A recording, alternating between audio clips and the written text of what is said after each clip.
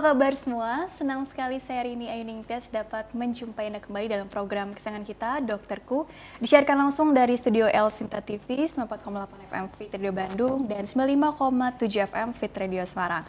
Seperti biasa, selama 1 jam ke depan, kami akan menyajikan informasi seputar kesehatan Anda. Dan tema kita kali ini yaitu mengenai tidur mendengkur pada anak. Bagi Anda yang ingin tanya langsung, silakan di 021 2520 666 atau bisa juga kirim pertanyaan Anda ke email kami di dokterkuelsinta@yahoo.co.id. Anda juga bisa mendownload aplikasi El Sinta Mobile di Play Store milik Anda tentunya. Dan hari ini kita kehadiran dengan dokter kita yang cantik yaitu Dr. Fairuz Balfas, SPTHT. Beliau adalah dokter spesialis telinga, hidung, tenggorok, bedah, kepala, leher dari Rumah Sakit Hermina Jatinegara. Kita sapa dulu Dr. Fairuz yang sudah hadir di samping saya. Assalamualaikum warahmatullahi wabarakatuh, Dr. Fairuz. Warahmatullahi wabarakatuh. Kabarnya sehat? Alhamdulillah. Alhamdulillah sehat, ceria, semangat, mau bagi-bagi ilmunya ke kita semua. Begitu, khususnya para orang tua di luar sana yang barangkali ada yang merasa khawatir gitu ya karena mendapati anak-anaknya atau putra-putrinya itu kok tidurnya mendengkur begitu ya. Kalau orang dewasa mendengkur mikirnya pasti ini kecapean nih atau kelelahan gitu. Nah, tapi kalau anak-anak mungkin sama nggak ya? Atau mungkin ini sebenarnya tanda-tanda dari suatu penyakit nih, jadi perlu diperiksakan begitu ya. Jadi tidur mendengkur pada anak. Mengapa penting sekali dibahas? Apakah mungkin bahayanya kita belum tahu seberapa besarnya nih? Makanya dokter mohon jelaskan deh. Jadi selamat pagi sebelumnya untuk semuanya pemirsa El Sinta, baik pendengar. Hari ini saya akan membahas mengenai tidur mendengkur pada anak. Yang terjadi di masyarakat saat ini, tidur mendengkur itu dianggap sesuatu yang lumrah. Terus kadang-kadang bahkan dianggap sebagai tidurnya nyenyak gitu atau kelelahan. Sebenarnya tidur mendengkur itu adalah suatu tanda bahwa adanya sumbatan jalan nafas atas. Kenapa sampai timbul suara? Karena udara masuk ke ruang yang sempit sehingga menggetarkan organ-organ di sekitarnya. Tidur mendengkur yang terjadi hampir setiap hari, dikatakan setiap kali anaknya tidur kok bunyi seperti itu merupakan suatu masalah yang kita harus tahu. Kenapa ya gitu kok mendengkur? Artinya ada sumbatan jalan nafas atas.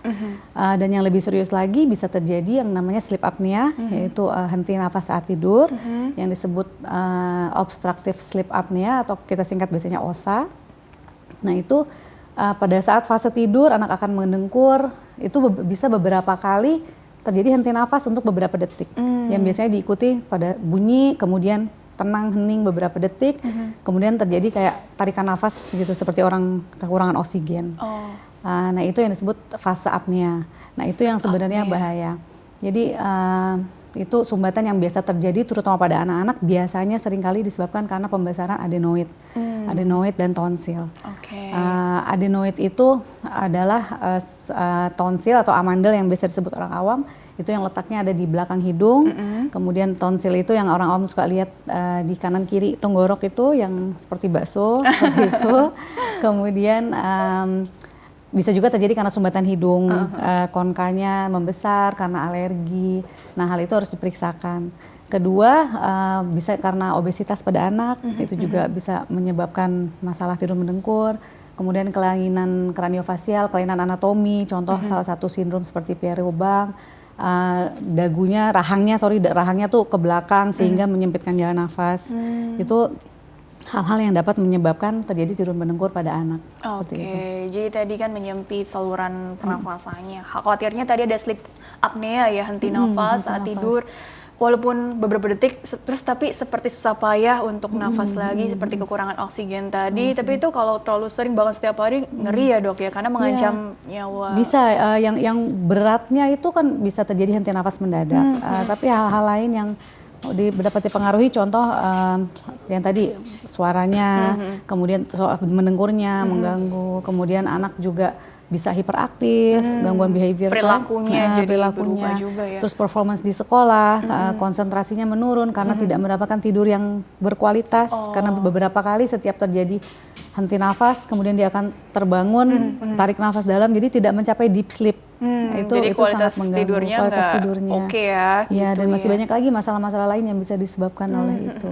Berarti ini tadi kan mengganggu prestasi belajar, besoknya jadi nggak fokus gitu ya, atau mungkin jadi ada gangguan perilaku juga ya. Nah ini berarti di usia-usia berapa sih, apa logikanya? Nih anak-anak yang mulai bersekolah nih yang banyak mengalami, atau bahkan bayi-bayi pun juga sering juga secara mungkin prevalensi atau data-data yang ada. Kalau pada bayi-bayi itu dapat juga terjadi sumbatan jalan nafas atas, itu biasanya kelainan bawaan yang kita sebut laringomalacia, yang dimana kotak di sekitar organ di sekitar pita suaranya itu masih lemah.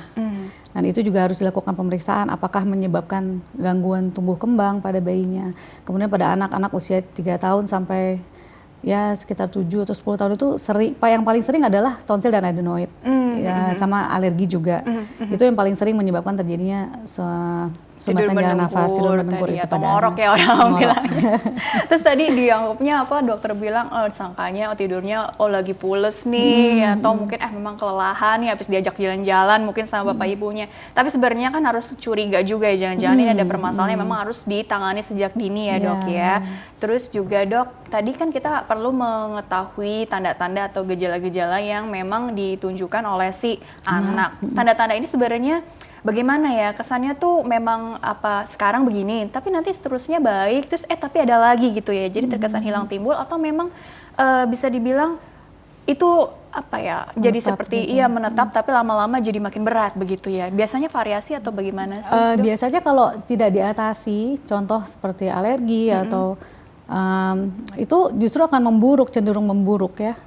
Jadi kalau kita tidak atasi penyebabnya, kemudian itu malah cenderung memburuk, seperti salah satu contoh pembesaran adenoid itu kan menyebabkan anak jadi bernafas lewat mulut. Dan karena anak-anak itu di fase pertumbuhan kayak tulang wajah dan lain-lain, itu akan bisa menyebabkan masalah anatomi wajah. Nanti mungkin di slide bisa saya tunjukkan di segmen selanjutnya itu ya, komplikasi jangka panjang ya. Jadi anak itu akan terjadi yang disebut adenoid phase, dan anak mouth breathing, nafas dari mulut, akhirnya banyak suka lihat anak-anak yang mulutnya selalu terbuka, jadi nggak nutup. Orang tuanya berkali-kali mingkem gitu, tetap aja anaknya akan terbuka lagi karena memang dia tidak bisa lewat mulut ya gitu. Nah ini yang perlu dicermati begitu ya, dok. Kadangkala kita kurang aware ya, mengapa sih ternyata dari tidur mendengkur ini permasalahannya bisa tadi dari telinga, hidung, tenggorok begitu ya, atau memang kan ada saluran yang menghubungkan begitu ya dok ya, tapi memang proses perjalanan dari penyakit atau keluhan itu sendiri seperti apa sehingga bisa kemana-mana nih faktor resiko atau penyebabnya begitu, biar kita jadi makin terbuka nih pikirannya dok. Yang pertama, tidur mendengkur ada sumbatan jalan nafas, artinya anak terutama adenoid tadi ya, anak akan bernafas lewat mulut. Dimana kalau bernafas lewat mulut kan tidak ada filter-filter seperti bulu hidung, pangkat dan lain-lain. Dan itu juga seringkali menyebabkan terjadinya radang berulang pada tenggorok. Kemudian kalau adenoid membesar, memang seringkali yang jadi masalah tuh adenoid kan. Kalau adenoidnya membesar, ada saluran tuba eustachius yang pintunya ada di belakang hidung juga, dan itu suka juga tertutup, sehingga menyebabkan masalah pendengaran juga pada anak. Jadi ya berkaitan. Nah itulah makanya perlu pemeriksaan lanjut ya kalau sudah seperti itu ya. Oke dokter, kita jeda dulu sebentar. Nanti di segmen selanjutnya akan ada slide yang bisa dokter jelaskan lebih detail lagi ya. Baiklah pemirsa, jangan kemana-mana. Tetaplah bersama kami akan kembali sesaat lagi.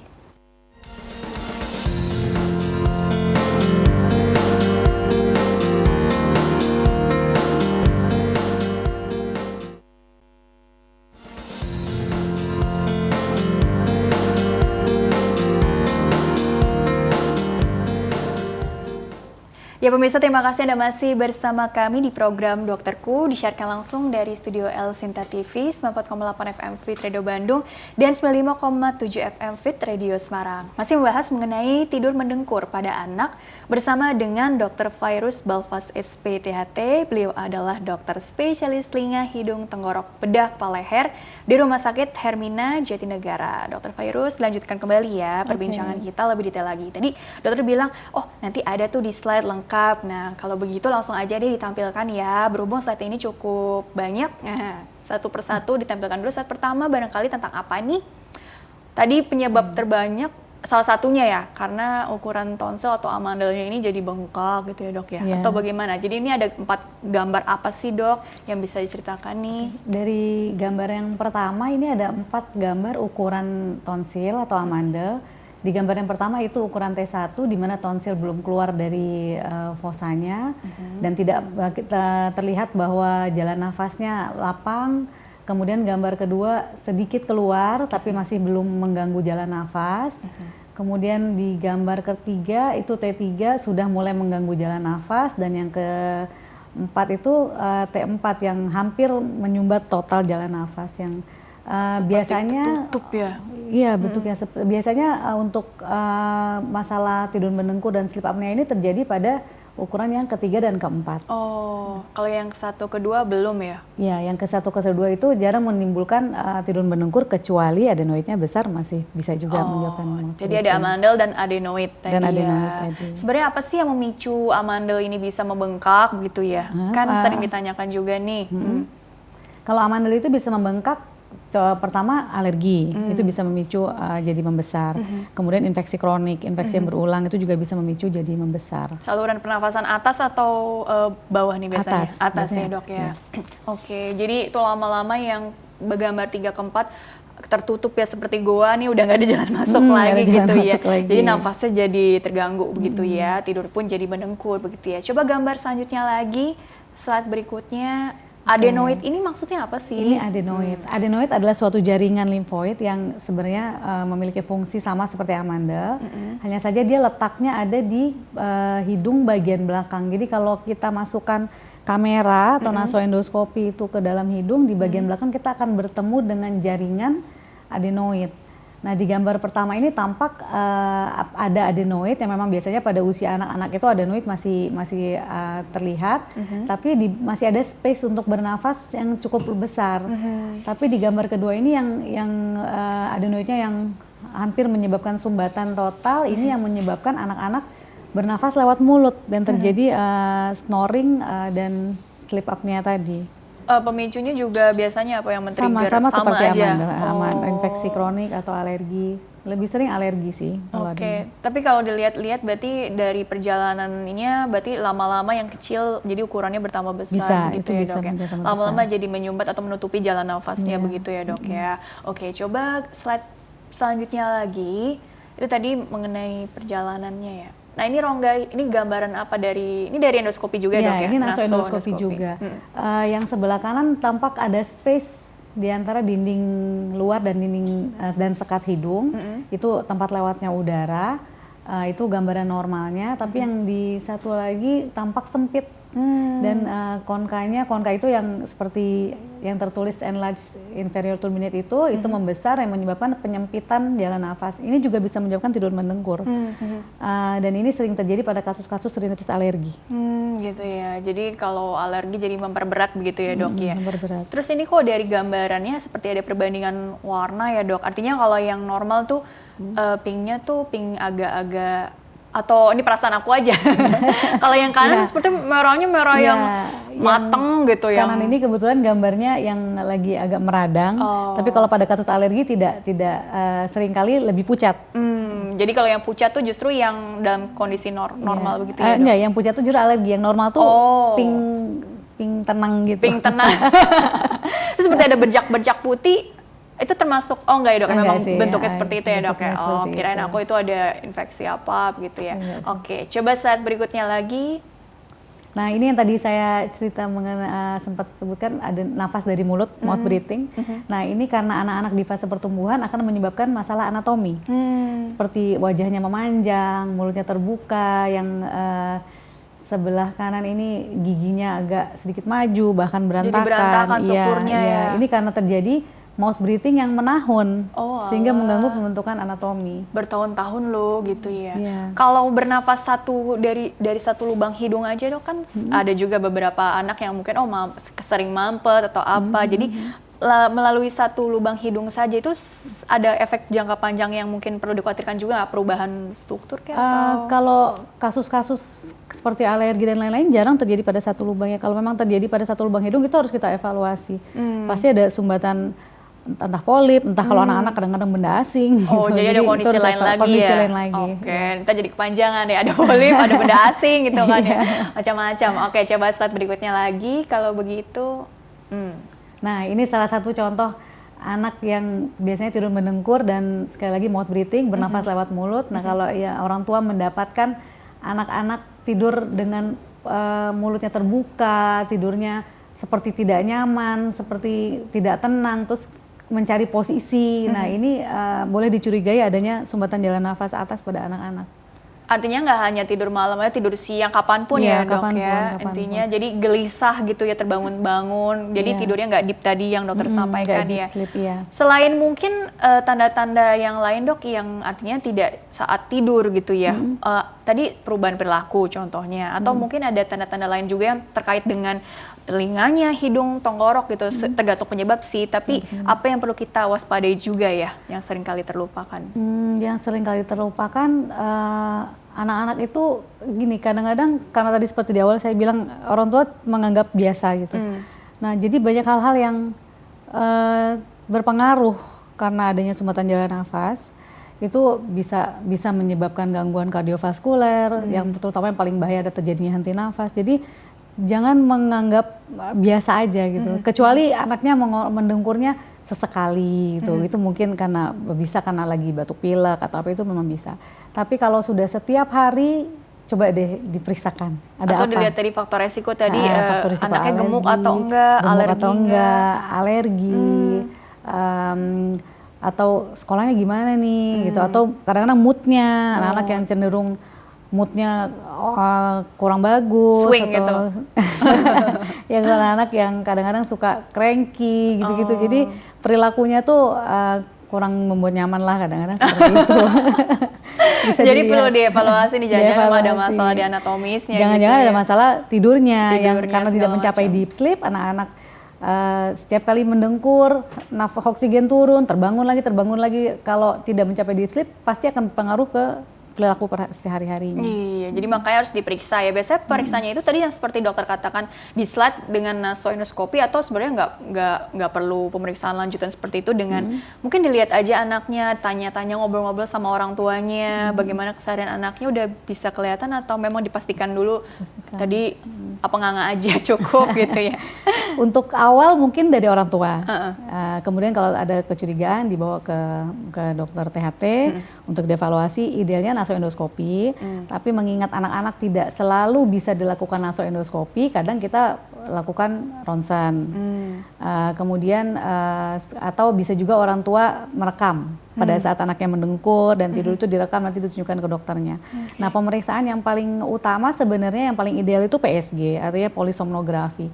Itu pemeriksaan yang paling objektif, dan pada saat anak tidur itu direkam ya gitu, ditempel-tempel alat-alat, itu dari polisomnografi akan terlihat seberapa berat terjadi apnia, berapa kali terjadi apnia henti nafas tadi pada saat tidur, terus seberapa berat penurunan oksigen pada saat terjadinya henti nafas, itu semua detail. Oh, berarti ini tidurnya di rumah? Di rumah, ada beberapa yang bisa di sleep center atau di rumah sakit, tapi di rumah juga bisa. Karena tadi kan direkam terus seperti dianalisis seperti itu, begitu ya. Oke, coba slide selanjutnya lagi, barangkali masih ada ya?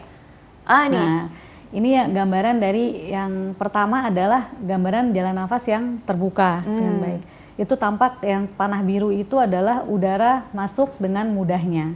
Nah, yang sebelahnya itu terdapat pembesaran adenoid pada hidung bagian belakang, dan di bawahnya terdapat pembesaran amandel atau tonsil.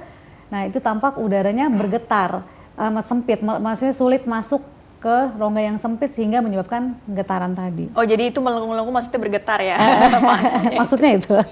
Jadi udaranya sulit masuk sehingga menggetarkan dan menyebabkan bunyi mendengkur tadi. Mendengkur nih bukan berarti yang keras, tapi bisa aja yang seperti, kan kalau orang asma misalnya, ada alergi asma kan ngik-ngik, mengik, kecil-kecil atau jadi spesifiknya bunyinya seperti apa sih? Mungkin bisa digambarkan nggak? Atau tergantung dari derajat ringan, sedang, beratnya juga ya dok ya? Iya, jadi beda sama mengi. Kalau mendengkur itu biasanya terjadi pada saat tarik nafas.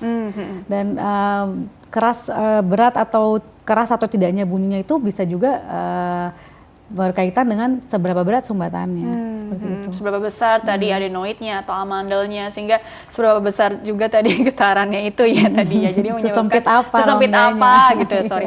Jadinya tidurnya mendengkurnya seperti apa juga begitu ya. Oke deh kalau begitu. Kita masuk ke pertanyaan dari email dulu, boleh nggak? Ini ada 2 pertanyaan, soalnya ini cukup panjang juga. Jadi bagi Anda pemirsa yang ingin tanya via email, silakan kirim saja pertanyaan ke email kami di drkuelsinta@yahoo.co.id. Format lengkapnya nama, usia anak Anda serta tempat tinggal Anda ya. Baik, ini pertanyaan pertama dari Bapak Oki dari Jakarta.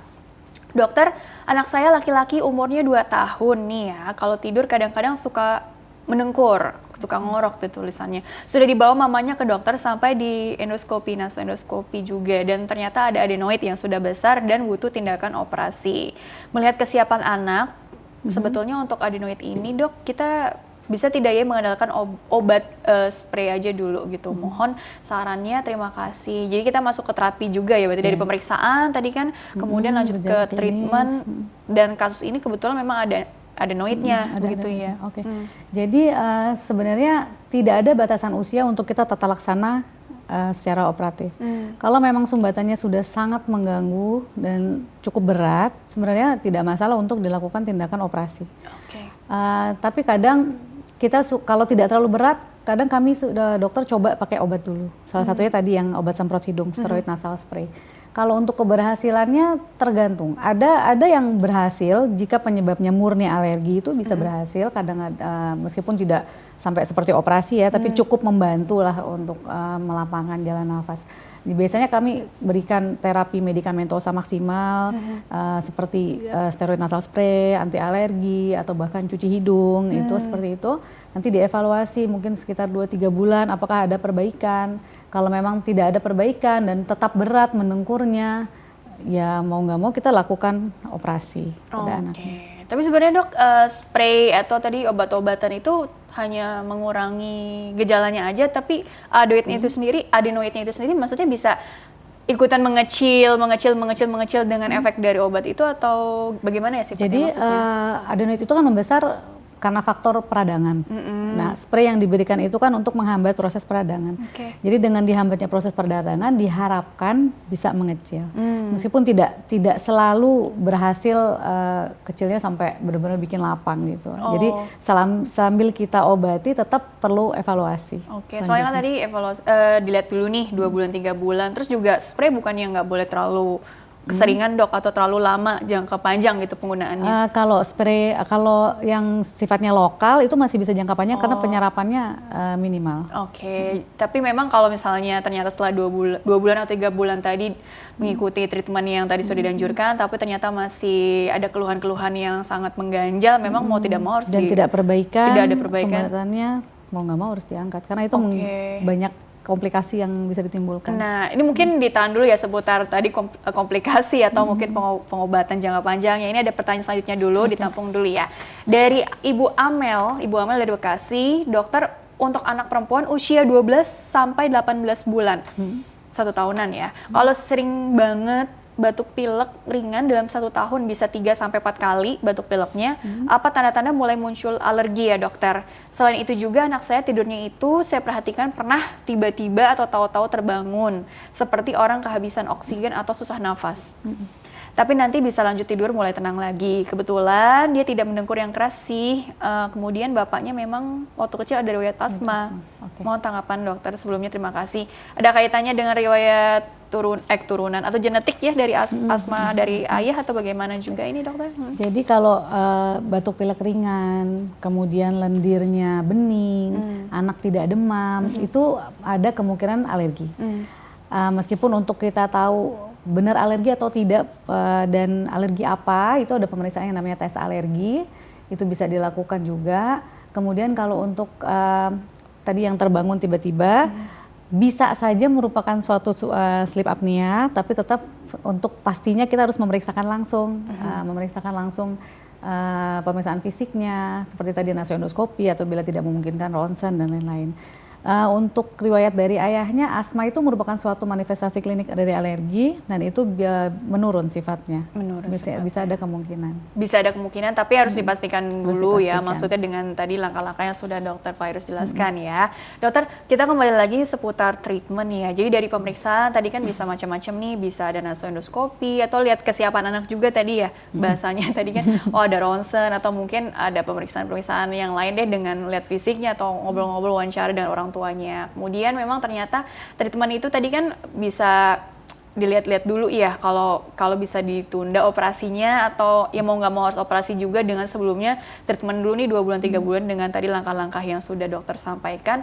Operasi itu sendiri bagaimana ya gitu ya, karena kan banyak orang tua yang mungkin bukan hanya melihat kesiapan anak tapi merekanya juga yang tidak tega atau ya gini, macam-macam lah ya, emosi menumpuk begitu ya. Artinya tindakan operasi untuk adenoid atau amandel ini pengertiannya seperti apa sih supaya kita jadi lebih tenang aja gitu maksudnya? Jadi sebenarnya untuk tindakan operasi itu seperti saya bilang tadi, kalau sumbatan jalan nafas itu bukan kesiapan anaknya, lebih sering kesiapan orang tua ya. Iya. Kadang orang tua cemas, ya bisa dimaklumi anak masih kecil dioperasi.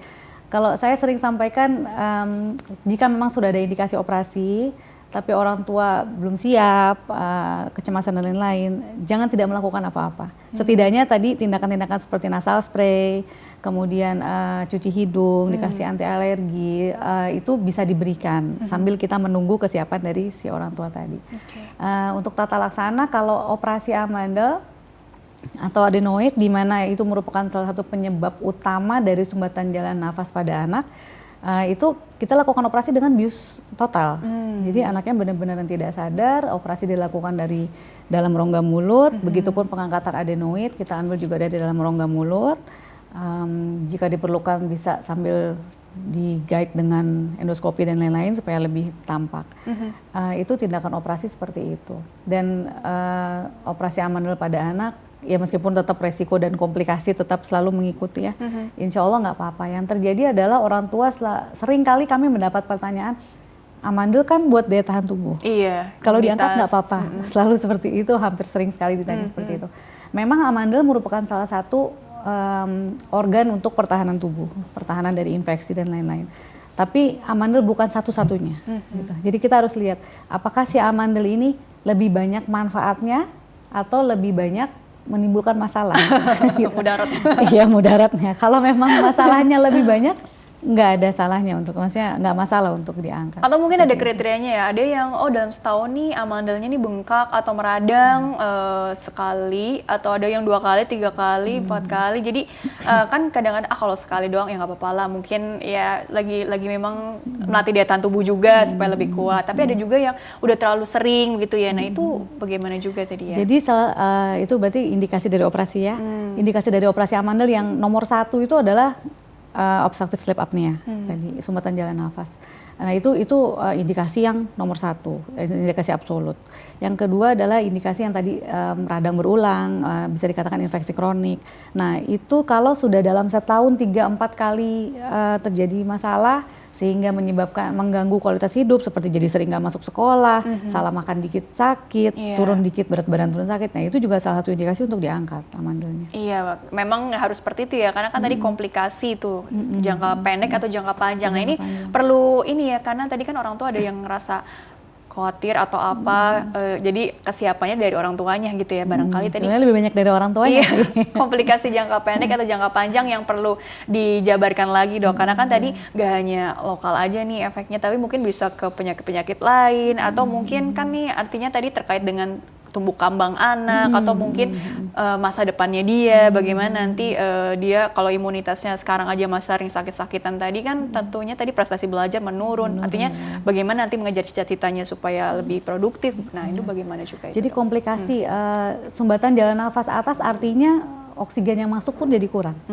Baik oksigen ke otak atau ke organ-organ vital yang lain. Tuh ya, jadi itu yang pertama menyebabkan komplikasi seperti itu. Kemudian tidak didapatkannya deep sleep itu juga masalah.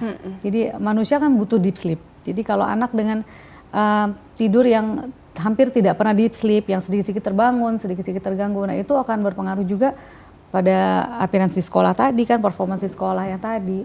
Kemudian juga ke tumbuh kembangnya juga pengaruh karena oksigenasinya kurang juga. Itu seperti itu. Biasanya, dan ada satu lagi yang menarik, sumbatan jalan nafas itu juga bisa menyebabkan obesitas. Tadi kan obesitas bisa menyebabkan sumbatan jalan nafas. Begitupun si sumbatan jalan nafasnya sendiri bisa menyebabkan obesitas karena pengaruhnya terhadap hormon-hormon appetite kita. Jadi kaitannya ke hormonal tadi ke hormonal. ya. Jadi kan ada sumbatan jalan nafas, akhirnya jadi hormonnya hormon grelin kita sebut yang meningkatkan appetite itu meningkat, akhirnya jadi anak lapar terus. Jadi kayak obesitas menyebabkan sumbatan jalan nafas menyebabkan gitu ya. Yang harus diputus gitu ya. Dan tadi mengenai treatment juga harus tuntas ya dok ya, follow up lagi.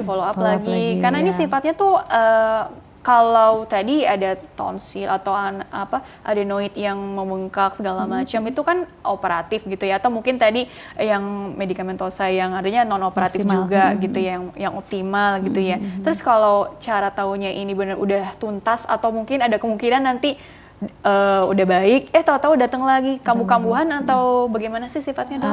Saya mengulas dulu mengenai tata laksana ya. Selain tadi medikamentosa, ada juga tata laksana yang namanya kita berikan CPAP. Kalau memang pertama orang tua tidak diinginkan anaknya dioperasi, atau anak memiliki kontraindikasi untuk operasi, entah kelainan darah, entah intinya anaknya tidak bisa dioperasi karena sesuatu gitu, itu ada juga tata laksana namanya CPAP. CPAP itu adalah continuous positive pressure, air pressure. Jadi seperti masker, terus dialirkan udara yang sifatnya membuka jalan nafas. Jadi supaya melapangkan jalan nafas sehingga oksigen masuk. Itu juga salah satu tata laksana dipakai tadi saat tidur. Iya, jadi setiap kali tidur dipasangkan CPAP sehingga jalan nafasnya tuh lapang. Sampai berapa lama? CPAP itu bukan menyembuhkan. Dia tidak sehingga jadi amanoidnya jadi kecil atau adenoidnya jadi gitu, itu enggak gitu. Jadi hanya sifatnya membuka jalan nafas. Karena pada kasus-kasus tertentu ya seperti mungkin orang tua tidak mau anaknya dioperasi atau anaknya memang tidak bisa karena kelainan darah dan lain-lain, ya mau nggak mau itu kita bisa berikan juga. Mungkin bukan selain tadi bukan karena tidak maunya aja, tapi karena ada kondisi lain yang seringkali kontraindikasi ya. Tadi kelainan lah yang intinya memang jadi membuat dia nggak bisa dilakukan tindakan operatif begitu ya. Kalau seperti itu kan memang harus dikonsulkan lebih dalam lagi ya dok ya. Tapi mengenai treatment itu sendiri gitu, selain CPAP tadi gitu ya, berarti yang umum dulu nih, tadi kan bisa dibilang kan tadi ada pilihan obat anti alergi juga, atau mungkin yang spray, atau mungkin juga cuci hidung. Itu prinsipnya itu seperti apa, rutin setiap hari, dan perlu diedukasikan juga dong tekniknya juga. Kalau tekniknya nggak tepat kan nggak efektif, hasilnya khawatirnya ya percuma aja dong gitu kan, nggak mengurangi gejala juga dok. Ya, jadi kalau pemberian seperti cuci hidung, kalau cuci hidung sendiri itu sebenarnya tindakan yang disarankan untuk semua orang sebenarnya idealnya, mau usia berapapun ya, dari bayi sampai dewasa sampai manula semua. Jadi itu menjaga kebersihan jalan nafas kita. Jadi kebetulan kami juga dari THT lagi mengkampanyekan banget nih ke pasien-pasien, yuk cuci hidung gitu. Sebenarnya udah ada dari dulu atau udah dari dulu? Sebenarnya udah dari dulu, cuman sekarang kami lebih concern tentang itu, melihat manfaatnya bagus sekali gitu ya. Jadi benar-benar lagi sering disampaikan. Beda dengan berwudu ya, kalau kita kan yang muslim kan ya, ada dari wudu. Mungkin awalnya berangkat dari situ ya ilmunya ya. Ternyata setelah diteliti kok manfaatnya banyak nih gitu. Akhirnya, bukan cuma sekedar basahin hidung luarnya ya, tapi dalamnya. Mungkin tekniknya seperti apa sih dok, cuci hidung itu yang efektif nih maksudnya? Jadi kalau sebenarnya ada yang dijual sudah ada gitu ya, udah jadi harus cairan khusus. Biasanya kalau yang biasa kita berikan itu cairan NaCl, cairan fisiologis. Jadi disemprotkan, bisa dengan spuit seperti jarum suntik yang jarumnya dilepas, disemprotkan yang masuk lewat sini, nanti keluarnya lewat sini. Jadi benar-benar rinse sampai ke dalam. Nggak sesusah seperti terlihat kok. Takutnya jadi kesedot terus agak pusing atau cairannya kan cairan fisiologis, jadi tidak akan pusing. Dia ada tekniknya juga, cara nyemprotnya gimana yang baik gitu. Atau pakai ada teko atau apa kan kalau di negara tertentu ada macam-macam, bisa dengan spuit, bisa dengan botol khusus, bisa teko, ada macam-macam kok di pasar. Mungkin bisa di browsing ya kan, banyak tuh sekarang ya informasi yang penting akurat YouTube ya. juga banyak ya, cara cuci hidung seperti apa, atau buat air garam sendiri atau bisa juga air garam, air hangat, itu semua ada, bisa di browsing kan, banyak sekali informasinya. Banyak sekali. Dan mungkin juga yang perlu diperhatikan tadi kan faktor resiko kalau dia ada alergi gitu ya, itu kan kekambuhannya atau jadi memperberat juga kan gitu ya. Nah ini yang perlu diwaspadai juga apa, selain tadi dipastikan dulu alergennya itu apa barangkali ya, terus teknik pencegahan kekambuhan barangkali itu juga seperti apa nih tips dari dokter? Kalau alergi itu kan penyembuhan sampai saat ini kan belum ada penyembuhannya ya, tapi dikontrol namanya. Seumur hidup sih ya itu ya. Seumur hidup. Menetap ya.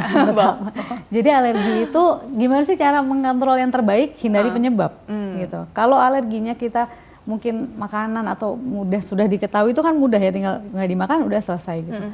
Tapi kalau di jalan nafas kadang kita sulit karena kita kan nggak hanya hidup di rumah. Di rumah oke, bisa kita kondisikan, bersihkan karpet dan lain-lain.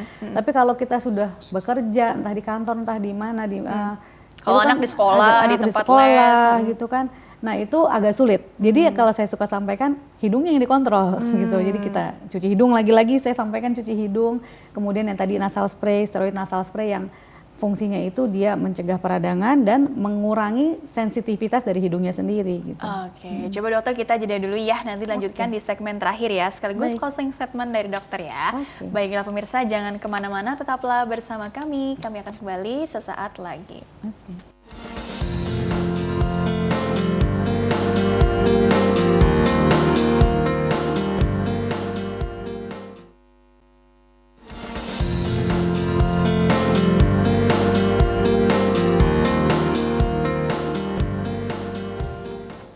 Ya pemirsa, terima kasih Anda masih bersama kami di program Dokterku, disiarkan langsung dari studio El Sinta TV, 94,8 FM Fit Radio Bandung, dan 95,7 FM Fit Radio Semarang. Masih membahas mengenai tidur mendengkur pada anak bersama dengan Dr. Virus Balfas SPTHT, dokter spesialis telinga, hidung, tenggorok, bedah kepala leher di Rumah Sakit Hermina Jati Negara. Dan Dr. Virus lanjutkan kembali ya. Jadi sebelum ke closing statement, nah ini untuk mengenangani kasus-kasus yang bisa dibilang darurat atau urgent gitu ya dok ya, apalagi kalau misalnya si anak ini lagi tidur tahu-tahu kok mendengkurnya kok keras sekali, atau bahkan yang seperti tadi dokter sampaikan dia terbangun seperti kehabisan oksigen, susah payah untuk bisa nafas dengan normal kembali. Itu kan kita ngelihatnya jadi benar-benar nggak tega dan khawatir juga, khawatir kenapa-kenapa gitu ya. Apa pertolongan yang paling bijak yang sebaiknya dilakukan oleh orang tua atau siapapun yang ada di sampingnya, caregiver barangkali juga? Jadi kalau orang tua menemukan kondisi anaknya seperti itu, lagi tidur mendengkur keras atau gelisah atau tiba-tiba terbangun, hal pertama yang dilakukan adalah perbaiki posisi tidur. Letakkan anak pada posisi tidur yang nyaman. Biasanya kalau anak-anak dengan sumbatan jalan nafas atas itu tidur terlentang akan membuat dia semakin sesak, semakin sulit bernafas karena posisi lidah jatuh ke belakang. Jadi itu disarankan anak dimiringkan.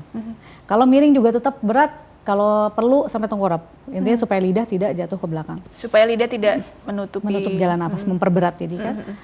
Kemudian kalau anaknya tampak terhenti nafas, itu dibangunkan. Jadi kadang-kadang mendengkur keras, tiba-tiba hening, beberapa saat terus udah lebih dari 10 detik itu dibangunkan. Ya Allah. Nggak cuma sekarang kan ada yang ditepuk-tepuk aja atau kenapa gitu, enggak ya, tapi dibangun. Baiknya dibangunkan. Kemudian kalau anaknya tadi biasanya kan terbangun. Nah, biasanya anak setelah terbangun itu dia nggak fully sadar gitu. Jadi kayak arousal kita sebut. Jadi hanya bangkit dari tidur dalam. Nah, itu ditidurkan lagi tidak masalah, tapi tadi posisinya yang membuat anak nyaman. Karena anak dengan salah satu tandanya selain henti nafas tadi, anak gelisah. Tidur yang lasak, kemudian mandi seperti ini, anak kok kenapa tidurnya nggak tenang banget ya? Mungkin itu secara tidak sadar dia mencari posisi yang nyaman untuk tidur dan bernafas dengan baik. Oh, bukan ketika dibangunkan terus misalnya posisinya disuruh mungkin duduk, artinya nggak langsung tidur lagi, tapi mungkin diberi minum, kan ada juga yang seperti itu, atau mungkin dikasih minyak apa supaya mungkin jadi aromaterapi supaya si anak lebih lega, atau mungkin suasana kamar, suhu ruangannya yang perlu diperhatikan juga bagaimana, karena siapa tahu karena kedinginan atau apa, kan orang mikirnya seperti itu biasanya ya. Sebenarnya kalau untuk dibangunkan dan minum sebenarnya tidak terlalu perlu, cukup dia tidur. Kalau untuk suasana kamar, contoh itu biasanya berpengaruh pada anak-anak alergi. Anak-anak yang alergi tungau itu biasanya kamarnya hindari karpet, hindari rak buku, gordennya harus bebas debu seperti itu. Terus kalau untuk pendingin alergi itu dingin gitu. Alergi biasanya kalau AC itu terkait dengan jamur AC. Makanya servisnya itu harus agak rutin. Jadi kadang-kadang orang tua suka bilang anak saya alergi AC. Sebenarnya kadang-kadang bukan si AC-nya sendiri, jamur AC-nya. Nah, jadi kalau itu lebih terkait ke anak-anak alergi biasanya seperti itu. Oke, nah itu kan tadi kan sudah ya mengenai solusi atau penanganan pertama ketika mendapati kasus yang demikian gitu ya. Nah, bagaimana dengan jika kita mau lihat follow up-nya juga nih untuk meningkatkan kualitas hidup si anak juga ya. Tadi kan ada kasus obesitas, jadi kan perlu turunkan berat badannya juga. Jadi siapa saja sih mungkin dokter-dokter lain yang terlibat yang bisa dokter Virus sampaikan juga ya untuk edukasinya, follow up-nya mungkin mesti kemana barangkali supaya meningkatkan daya tahan tubuhnya juga. Apalagi tadi ada sebagian orang tua yang bertanya, ini kalau tonsilnya ini diangkat gitu ya, itu nanti daya tahan tubuhnya juga gimana? Nah itu kan yang perlu ditekankan juga tuh dokter mengenai imunitas anak depannya agar terhindar dari kualitas hidup yang mungkin buruk begitu ya. Oke. Jadi memang pasien atau anak dalam hal ini kita perlu dilakukan penanganan secara holistik. Kalau anak biasanya pasien anak datangnya ke dokter anak. Nah seringkali kasus ini ditangkap oleh dokter anak. Kadang orang tua kurang aware bahwa ini masalah THT dan lain-lain. Nah sebenarnya itu keterkaitan dokter anak untuk imunitasnya, kemudian untuk dokter saraf anak juga bisa jika sudah sleep apnea ini menyebabkan kejang demam, kejang bukan kejang demam, kejang tanpa demam karena oksigenasi yang kurang tadi. Kemudian untuk anak obesitas bisa kita konsulkan ke gizi anak. Jadi memang perlu kerjasama ya antar bidang sih seperti itu. Bahkan tadi komplikasinya kalau oksigennya itu kurang yang sampai ke otak tadi bisa menyebabkan kejang tadi ya. Jadi memang jadi memang ini perlu penanganan yang tepat, cepat juga supaya terhindar dari komplikasi yang jauh lebih buruk ya. Jangan sampai kualitas hidup anak atau masa depan anak jadi terganggu karena orang tuanya atau caregivernya kurang aware juga begitu ya terhadap tanda-tanda yang diberikan oleh anak tadi ya. Oke dokter, mungkin karena waktunya terbatas. Jadi kesimpulannya singkat saja Dokter Virus mengenai tema hari ini kepada kita semua ya, silakan. Oke, jadi yang perlu dipesankan ya untuk orang tua kalau melihat anaknya mendengkur, tidurnya gelisah, performa di sekolah menurun atau moodnya atau behaviornya bermasalah, itu jangan ragu-ragu langsung dibawa ke ahlinya. Jadi kita pastikan apakah ini mendengkur yang bermasalah atau berbahaya atau tidak. Jadi kita lakukan pemeriksaan dan segera ditata laksana. Oke, baik Dokter Virus, terima kasih telah berbagi ilmunya di sini. Insya Allah membawa banyak manfaat untuk orang banyak, berkah selalu untuk dokter dan ilmu dokternya. Baiklah, pemirsa, terima kasih juga Anda telah mengikuti program ini. Saya Rini Ayuningtyas beserta seluruh kru tugas mohon undur diri dari hadapan Anda. Terima kasih dan sampai jumpa.